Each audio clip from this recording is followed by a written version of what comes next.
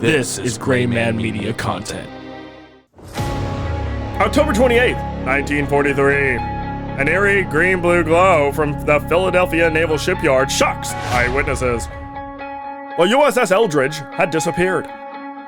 The ship was then seen in the Norfolk Naval Shipyard in Virginia before disappearing again and then reappearing back in Philadelphia. Today, Wolf takes a bite out of the Philadelphia experiment. I climbed into the hills. I'm romantic. I would like Bigfoot to exist. One type is about 3 feet tall, very dark, not humanoid at all. The lizard-looking. The creatures that I've seen mostly have been the greys. To the search for truth. Little grey men from outer space who actually abduct humans.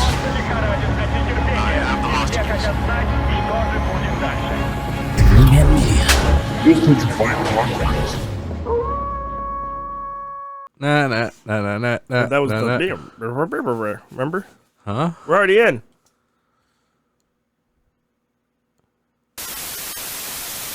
The goes through that now.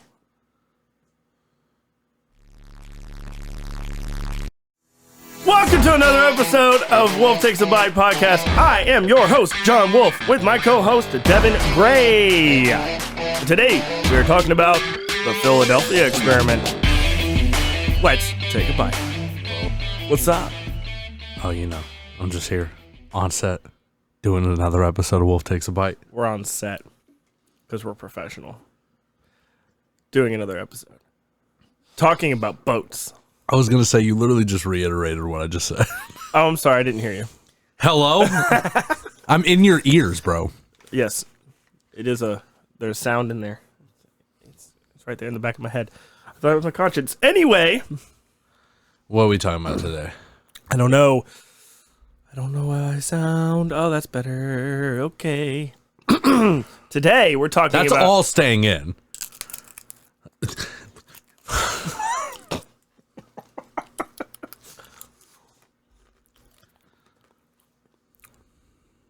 Today, we're talking about the Philadelphia experiment.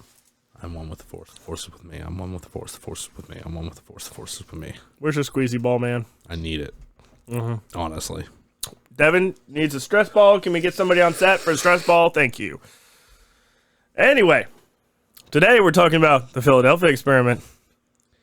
Yeah, this is going to be a wild one. Yeah, because today we're talking about the Philadelphia experiment. Oh, okay. How many times are we going to retake that? Let's just start over. It's time, man. I'm manipulating time. We're just doing it over and over and over again because this is what this whole thing's about. Welcome back to another episode of Wolf Takes a Bite. That's John Wolf. I'm Devin Gray. And it's another episode of Wolf Takes a Bite.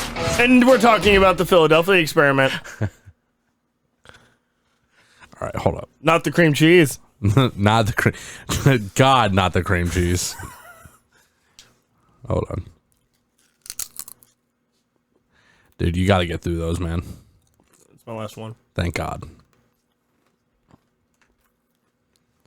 Did you just pull another one out? No. I feel weird sitting here. I'm not going to lie. It's throwing him off.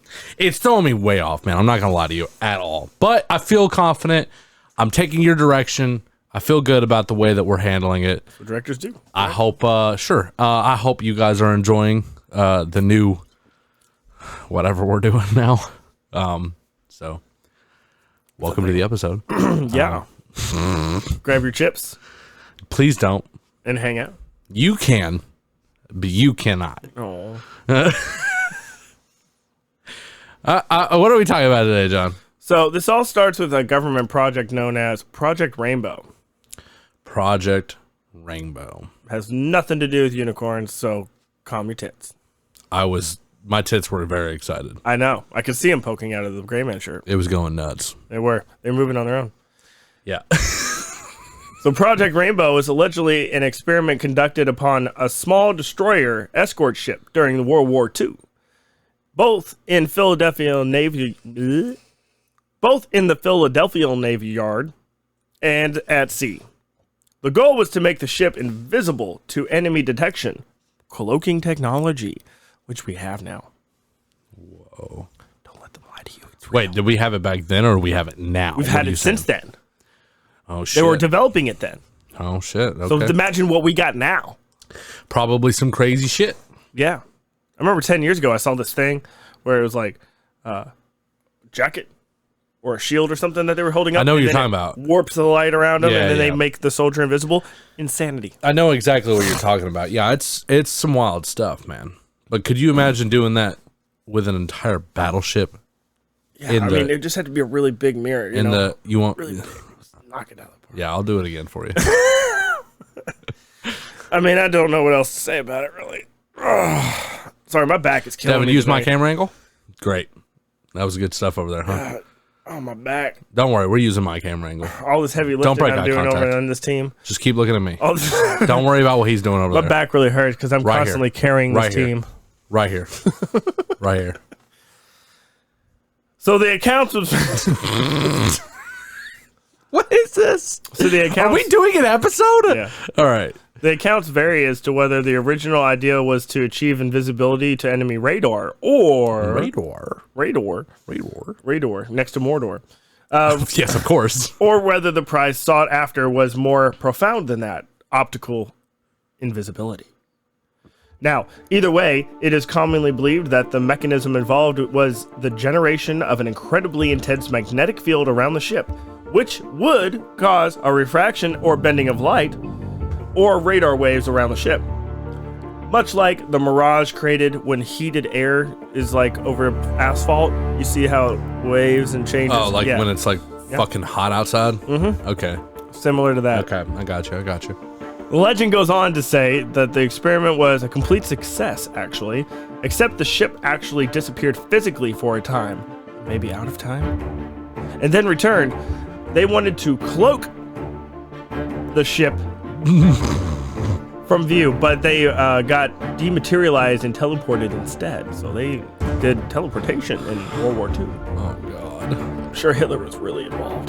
Why are you saying the things that you say? I don't understand. It has been claimed that the Philadelphia experiment was partially an investigation into how Albert Einstein's unified field theory of gravitation and electricity, yes. or the UTF theory. E equals MC squared.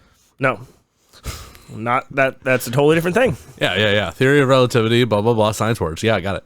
No, unified gravitation and electron theory. Mm-hmm. Different Black than holes. different than Quasar. Okay, shut up. Anyway, the UFT might be used as an advantage in development of electronic camouflage for ships at sea. This research was aimed at using intense electromagnetic fields to mask a ship from incoming projectiles and mainly torpedoes. This was later extended to include a study that created radar invisibility by a similar field in the air rather than the water. So the whole idea behind it was actual like visual camouflage, or was it Yes, visual camouflage.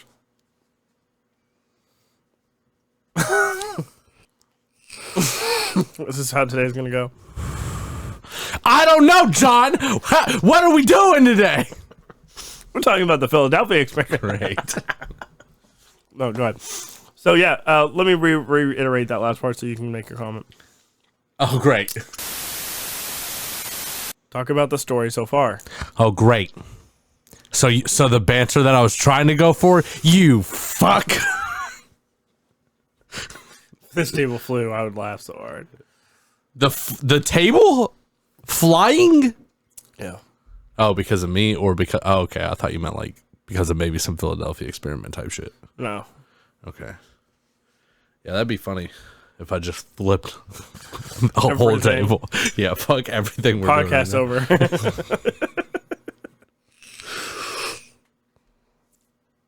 So, how does that make you feel?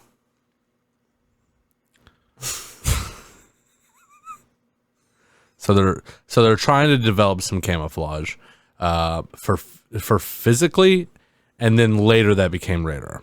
Is that correct? Mm-hmm. Okay, got it. So, and they're using some kind of Albert Einstein E equals MC squared stuff. Unified magnetic field theory. That's the one. And somehow that's going to make the boat disappear? Yeah.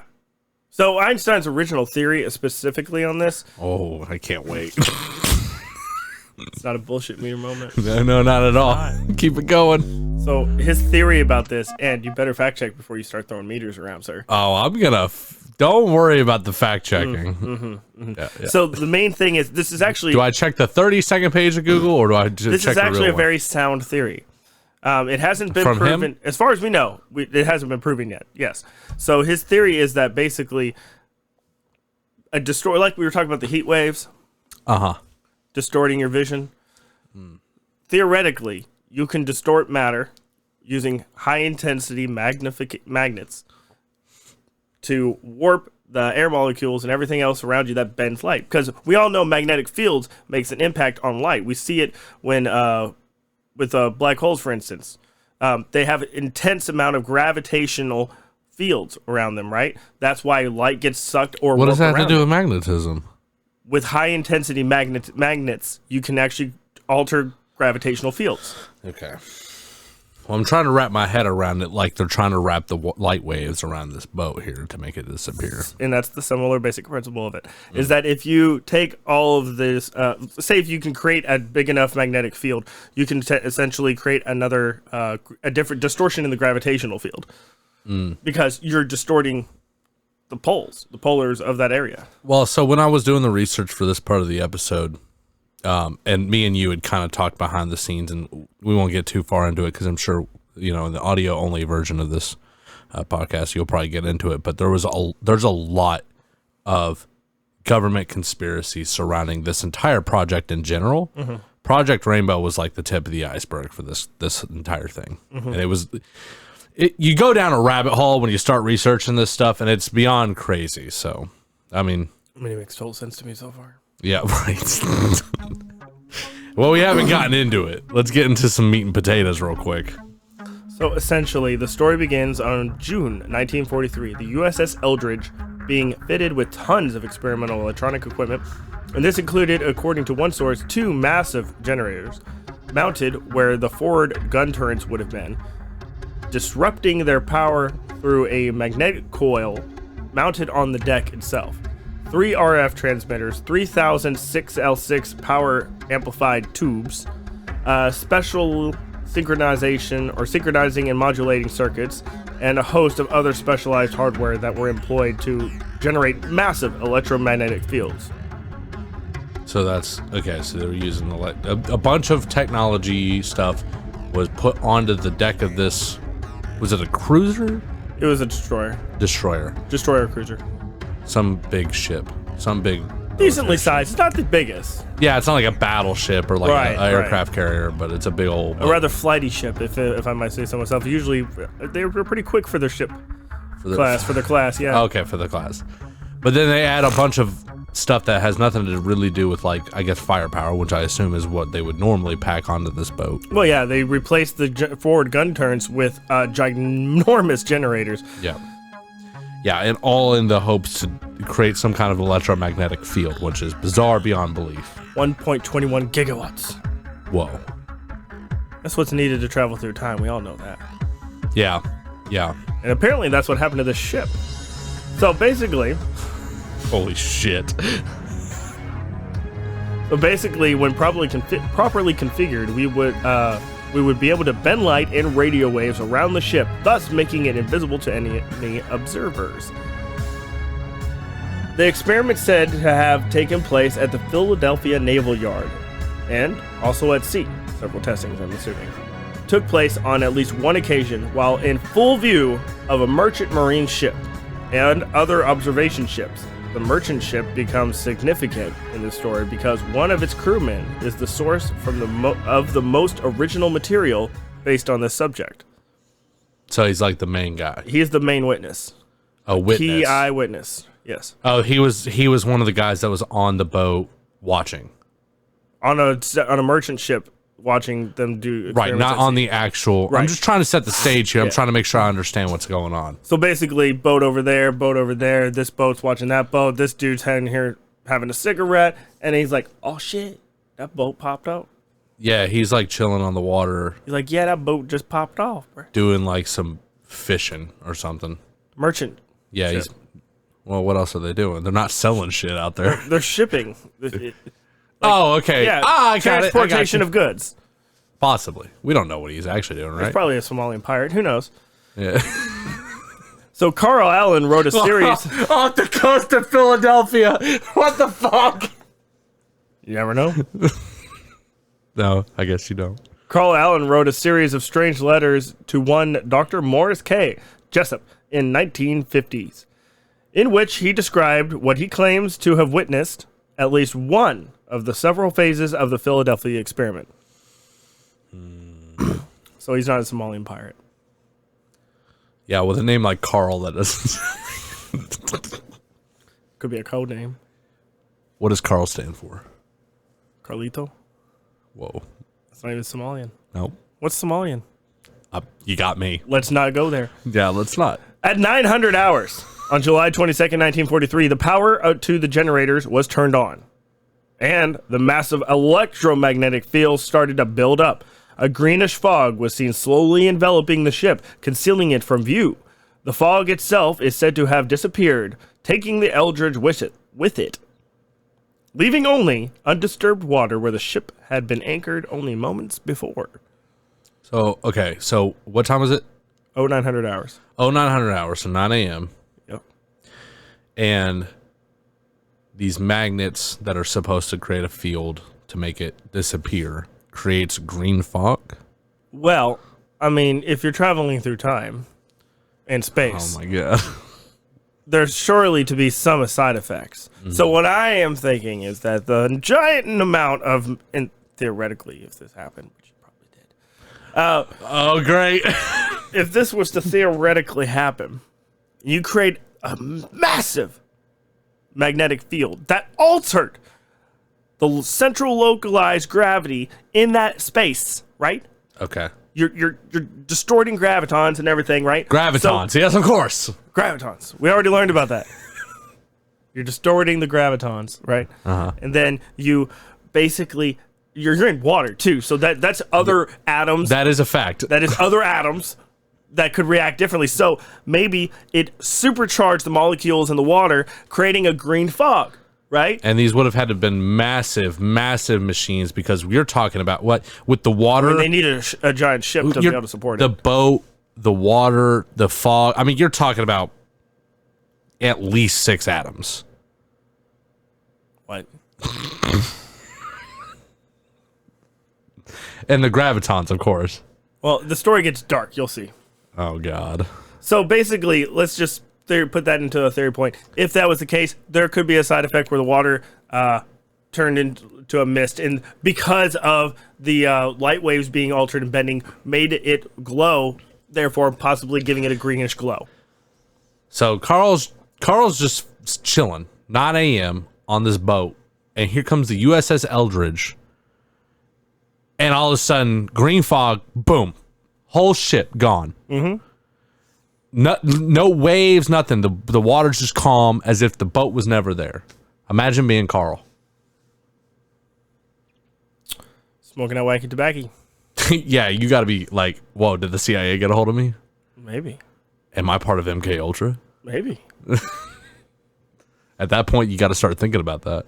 So the elite officers of the Navy and scientists involved gazed in awe at their greatest achievement. The ship and crew were not only not on radar, but they were also invisible to the eye as well. Everything worked as well as planned. About 15 minutes later, they ordered the men to shut down the generators, and the greenish fog slowly reappeared, and the Eldridge began to dematerialize as the fog subsided. I think it means rematerialize. Probably. And it was evident to all that something had gone wrong. Okay, so wait a minute, maybe not. So everything disappeared, right? It worked. It was working. It was holding stable. And according to this report here, the greenish fog slowly reappeared, and then the Eldridge started to dematerialize as the fog subsided. So instead of just reappearing, They shut it down, everything was powering down, but then there was an influx apparently in power, right? So their experiment worked. But the side effect of it is during its shutdown phase, the ship itself started dematerializing. Becoming unstable in its Molecular structure. Weird. In the end, the Navy decided that they only wanted radar invisibility, and then the equipment was then swiftly altered. So they had an idea something was up, because they're like, no, I mean, we shouldn't do the physical thing. We just need to do radar thing. You know what I mean? I'm trying to think of why these events happened the way that they did, right? Because I mean, surely if they were going to be able to physically camouflage something, they must have known that it would have had an effect on the crew. The boat can't feel anything, but there's people being around this, a lot of electromagnetic, field and power, I guess. And then, I mean, obviously that would have had some kind of effect on them. But then I just don't see the military being like, oh, a couple guys got sick. Yeah, let's just scrap that whole project and go for just this radar part of I don't see that either. It's weird. Something has been weird. So Something's gone awry. Well, then we get to the final date, the 28th of October, 1943. This is when this is when shit went down. The final test on the Eldridge was performed. The electromagnetic field generators were turned on again, and the Eldridge became near invisible.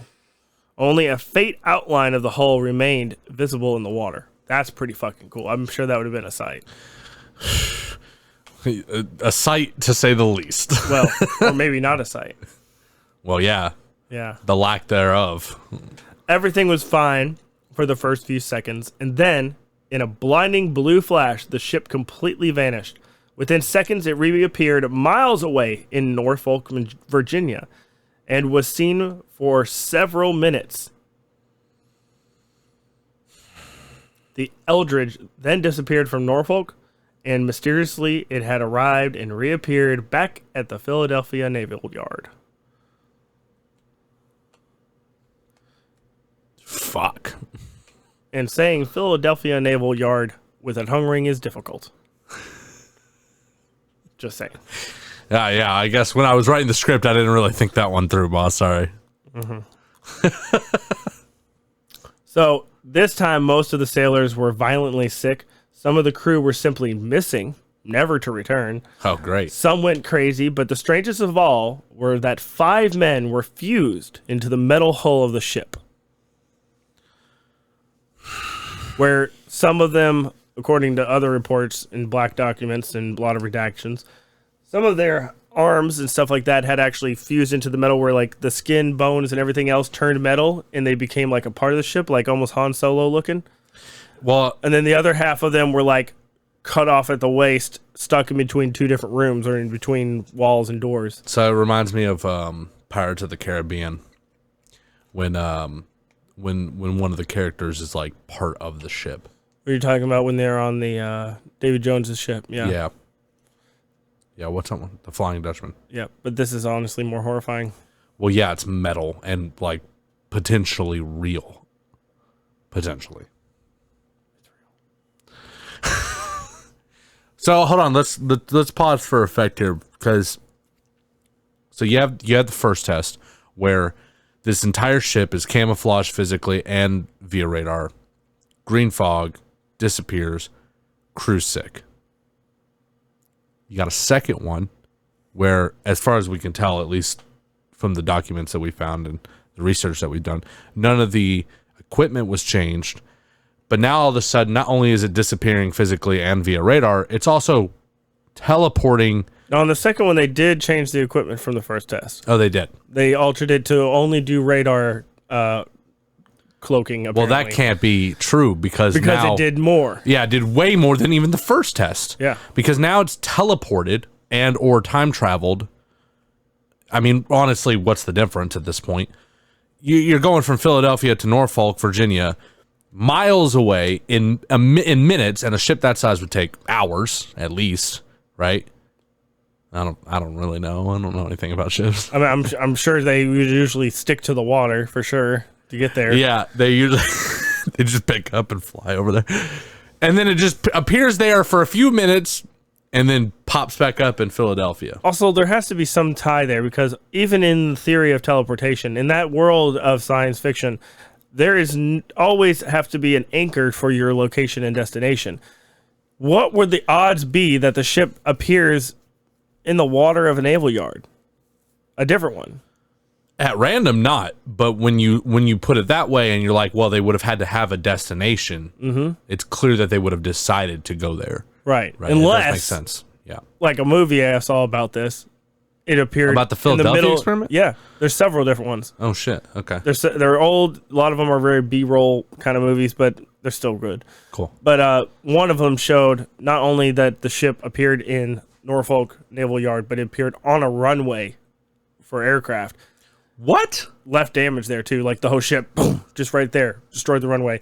Was there for a few minutes, and then one of the sailors, very confused, by the way, in present time, not in 1942, walked off the ship, and then started to dematerialize again later on in front of people down in town. What did they do? And the USS Eldridge wasn't like decommissioned or anything like that, right? Not that I know about. What did they do with the people who was like fused with the hull? I mean, They just cut replaced them that out, part stick of the them in hull? Area 51. In Area 51. Bro, Area 51. Yeah, I know. We haven't done that one yet. I know. Season 5. Season 4 Maybe. teaser. Whoa. Yeah, that's crazy. It just pops up from it. You go from, oh, well, we won't do that again because I guess a couple sailors got sick, so let's just stop this cutting edge technology. No. And then they're like, yeah, let's just do switched out radar. different crews, a different crew. Yeah, and then they're like, oh, we're just going to do radar. Teleportation. Possibly time travel. Possibly time travel. One and the same, honestly, as far as this story is concerned. Because what is you can't teleport without going through time and space anyway. So you're going to be going through. That's what I'm saying. In the context of this story, The there's eye really of no an difference. The eye of an atom. The eye of the hurricane. Yeah, I don't know. That's fucking weird. What else you got? A little bit to finish us out here. All right. The story of the Philadelphia experiment originated in late 1955 when Carl M. Allen, sent an anonymous package marked Happy Easter containing a copy of Morris K. Jessup's book, The Case for the UFO, Unidentified Flying Objects, to the U.S. Naval Research Center. The book was filled with handwritten notes in its margins, written with 3 different shades of blue ink, appearing to detail and a debate among 3 individuals only for the purpose of only for the purpose of proving the propulsion of flying saucers, discuss alien races, and express concern that Jessup was too close to discovering their technology. Also, Nice. the commenters referred to each other as gypsies, apparently. Whoa. And discussed 2 different types of people living in outer space. Oh, God. Their text contained non-standard use of capitalization, punctuation, and detailed a lengthy discussion of the merits of various elements of Jessup's assumption in the book. I'm guessing by this point you're trying to tell me, Devin, that they're crazy. And this story was just made up in 1955 by somebody who read a book, wrote a book, and wanted to be in a book. Yes. You're wrong. Find out exactly why I think so on the full edition of this episode on the podcast version, anywhere podcasts can be found. Thanks for listening. We'll see you next week. Hey, it's John from Wolf Takes a Bite. Oh my God, what a crazy episode that was. But if you want to see more, you can check out on graymanmediaco.com for all the links, and you can listen to this podcast anywhere podcasts can be found. Wow!